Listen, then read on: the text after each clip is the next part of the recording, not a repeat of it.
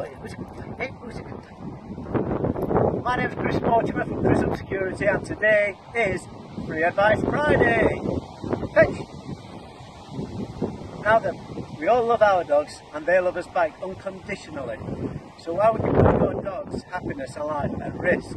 When I talk to people about intruder alarm systems, I quite often get the reply with sort of, oh, it's alright, we don't need a burglar alarm system, we've got a dog. Well, if your dog's a pedigree dog or personalised dog, then the chances are that the intruders will nick the dog. It's recorded that over 60 dogs are stolen each week. So why would you do it? If you've got an intruder alarm system, it works autonomously 24 hours a day.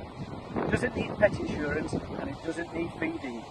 So remember, security is for you, your family and your dog.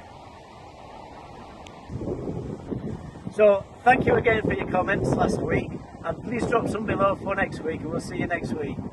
Fetch, boy, fetch! Oh, it really used to love that ball.